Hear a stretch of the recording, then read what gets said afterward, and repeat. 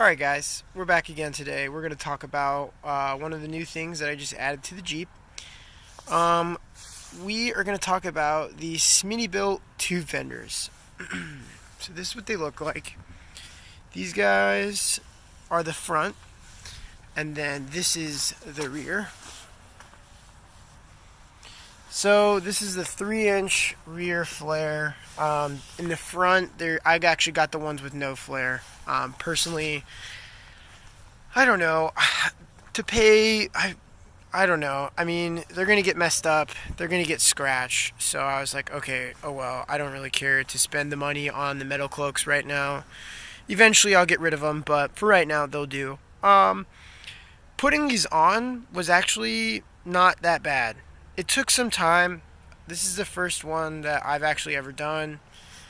And it wasn't that bad. It took a lot longer than I expected, but overall it was not that bad. I think people make it out to be a little bit more difficult than it is. You do have to cut the stock fender. No, I would not be making I do not have a video on how I did it, but oh well. I mean, there's plenty out there. You do have to cut the stock fender and keep the inner fender liner, but if they came with the stencil to like basically show where to cut it out, and it's really easy. It looks intimidating because you do have to cut the stock fender, but honestly, it's really not that bad. The rears over here were pretty much just unbolt the stock ones, bolt them on. Really simple. Pretty interesting. The people before me had some riveted fenders on, so they pretty much, I don't know what that is. It feels like some rhino line or something right here, and they rhino lined underneath it, but that'll get covered by some rock sliders here shortly. They're both Smittybilt. I think the fronts were like $300, maybe not. I think $300, and the rears were like $160 or $170 or something. I don't know. I'll post the links in the description, but overall, I put them on, let's see, this past Friday. The finish is alright. Actually, I don't really mind the finish as much as everyone says. It's not that bad. I mean, if you're just going to wheel your Jeep and you're going to tear it up, who really cares? So, they're going to get replaced eventually.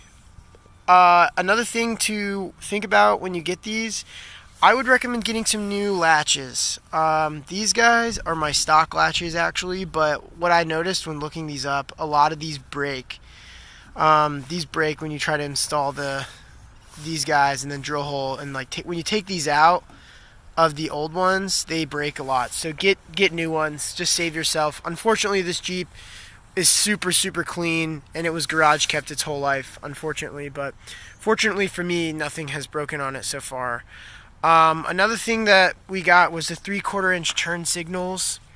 I wired them in, and I had to keep this bulb because for some reason, if I unplug this bulb and I turn my turn signal on, the indicator stays on the dash. So what I'll probably do is wire up just a rock light or something, or unless I figure out how to get rid of that, we'll see. If any of you guys have any answers to that, just let me know.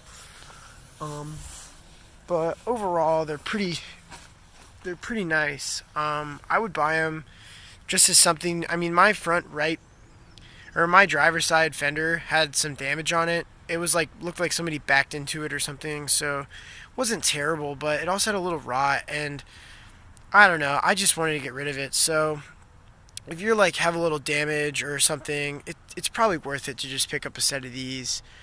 But overall, they're pretty nice, and I would recommend them. So don't forget to comment, like, and subscribe, and tell me what you guys think.